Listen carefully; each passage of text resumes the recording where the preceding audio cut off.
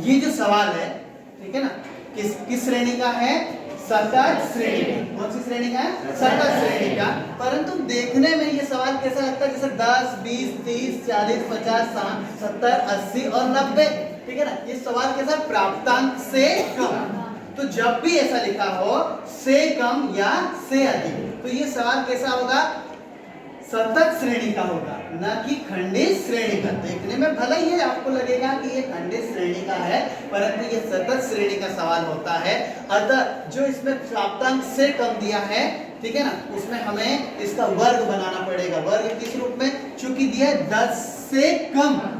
कैसा दिया है? 10 से कम। तो 10 से कम कितना आ जाएगा? क्योंकि वर्ग अंतराल दिया है 10 से 20, 20 से 30, तो वर्ग का अंतराल है 10 का। तो स्टार्ट कहां से होगा? 0 से 10, 10 से 20, 20 से 30, 30 से 40, 40 से 50, 50 से 60, 60 से 70, 70 से 80 और 80 से 90। 90 से ऊपर जाएगा क्या? नहीं। क्यों इसलिए नहीं ऊपर जाएगा? क्योंकि लिखा है से कम, मतलब वो 90 से कम। तो ये इस प्रकार का सबसे पहले हमें, जब इस प्रकार का सवाल दिया हुआ हो, तो हमें सबसे पहले क्या बनाना पड़ेगा?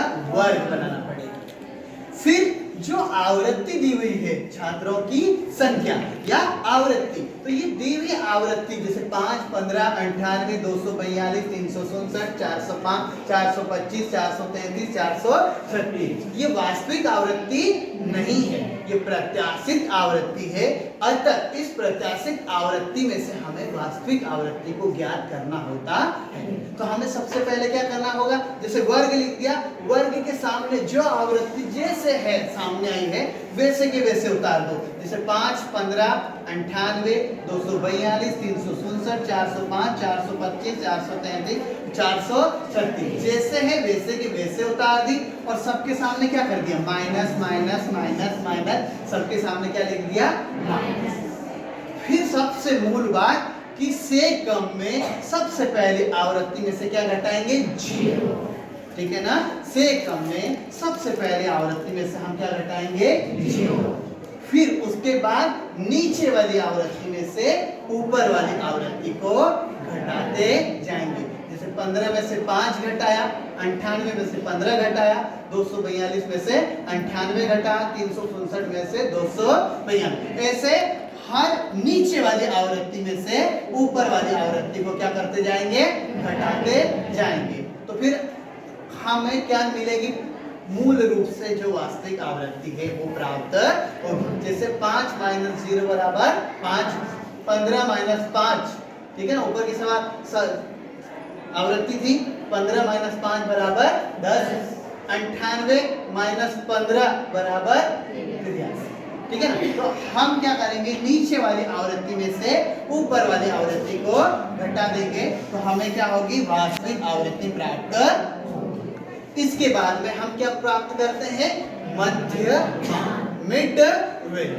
मिड वैल्यू कहां से निकालते हैं? हमने जो वर्ग बनाया, ठीक है ना, जो से कम से हमने वर्ग बनाया था, इसी वर्ग में से हम क्या निकालेंगे? मध्य मान। तो मध्य मान निकालने का तरीका होता है लोअर लिमिट और अपर लिमिट, आगे की संख्या और पीछे की संख्या, दोनों को जोड़ दो और 2 का भाग दे। जैसे 0 और 10 को जोड़ा 10, 10 में 2 का भाग दिया तो 5, 10 और 20 को जोड़ा 30, 30 में 2 का भाग दिया तो 15। ऐसे समस्त में लोअर लिमिट और अपर लिमिट, लोअर लिमिट और अपर लिमिट दोनों को जोड़ते जाएंगे और 2 का भाग देते जाएंगे। हमें इस रूप में 5, 15, 25, 35, 45, 55, 65, 75 और 85 के रूप में हमें क्या प्राप्त होगा? मध्य मान। और इसी श्रेणी को हम, चूंकि हमने इसको वर्ग में से लिया है, इसी श्रेणी को हम एक्स श्रेणी भी बोलते हैं। यही श्रेणी हमारी क्या कहलाती है? एक्स श्रेणी। इसके बाद हम निकालते हैं dx। क्या निकालते हैं? dx। जो x है इसके मार्ग को परिवर्तित कर देते हैं। क्या कर देते हैं? x के मार्ग को परिवर्तित कर देते हैं, मतलब डाइवर्जन ऑफ x। इसका तरीका है dx बराबर x माइनस a। a का अर्थ होता है अज्यूम मीन, हिंदी में कल्पित मान। हमें जो x श्रेणी निकाली है, मध्यमान निकाला है, इसमें से किसी एक संख्या को कल्पित माध्य मानना होता है। क्या मानना होता है? कल्पित माध्य। तो जनरली हम सबसे छोटी संख्या को इसलिए कल्पित माध्य मान लेते हैं ताकि जो dx निकले या fdx निकले, ये सारा का सारा प्लस में आ जाता है। अधिकतर लोग उसको बीज की संख्या से लेते हैं, ठीक है ना? कहाँ से लेते हैं? बीज की संख्या। परंतु फिर क्या हो जाएगा कि आधी संख्याएं माइनस में, आधी संख्याएं प्लस में, फिर प्लस प्लस को अलग जोड़ो, माइनस माइनस को अलग जोड़ो, तो थोड़ा झंझट हो जाता है। इस झंझट से बचने के लिए अपन क्या करते हैं कि सबसे छोटी संख्या ले लो, तो सारी की सारी संख्या काय में आ जाएगी, ठीक है। तो हमने क्या किया, सबसे छोटी संख्या 5 को क्या मान लिया? कल्पित माध्य, अज्यूम मीन। और फिर जब dx निकाला तो हमने क्या किया, x माइनस a, यानी x ये पूरी श्रेणी और a क्या माना हमने? 5, पूरी श्रेणी में से 5 को घटा दिया, ठीक है। तो ये कैसा निकल आया? 5 माइनस 5 बराबर 0, 15 माइनस 5 बराबर 10, 25 माइनस 5 बराबर 20, 35 माइनस 5 बराबर 30। ऐसा समस्त की समस्त x श्रेणी में से 5 5 को घटा दिया तो 0, 10, 20, 30, 40, 50, 60, 70 और 80 इस रूप में हमें प्राप्त हो जाएगा। अगला निकालते हैं हम fdx। fdx तो dx तो ये रहा हमारा, उसका गुणा काय में कर दो जो हमने वास्तविक आवृत्ति निकाली है उससे, न कि पहले जो प्रत्याशित आवृत्ति थी उससे नहीं। हमने कौन सी जो वास्तविक आवृत्ति निकाली है उसका dx के साथ में क्या कर देंगे? गुणा। तो f और dx का गुणा हो जाएगा तो क्या बन जाएगा? fdx। तो हमारा आवृत्ति ये निकाली थी हमने, f ये रहा और dx ये रहा। तो 5 और 0 का गुणा किया तो 0, 10 और 10 का गुणा किया तो 100, 83 का गुणा 20 में किया तो 1660। तो इस प्रकार से हम dx का और आवृत्ति का f का गुणा करते चले जाएंगे तो हमें क्या प्राप्त होगा? fdx। फिर इस fdx जो हमने निकाला हमें प्राप्त हुआ उसको सबको जोड़ देंगे, हमें प्राप्त होगा समेशन fdx। क्या प्राप्त होगा?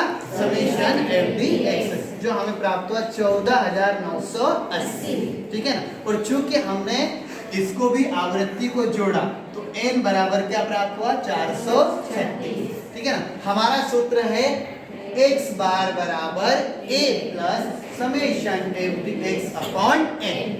n क्या है? Number of observation. n क्या है? Number of observation. ये कहां से प्राप्त होंगे? आवृत्ति से। कहां से प्राप्त होंगे? आवृत्ति से। हिंदी में कहते हैं इसको पदों की संख्या, ठीक है ना। क्या कहते हैं? पदों की संख्या। तो ये कहां से प्राप्त होंगे? आवृत्ति में। तो पदों की संख्या कितनी है? 436। अब हमने सूत्र के अनुसार x बार बराबर a plus summation fdx upon n। तो हमारा n कितना है? 436।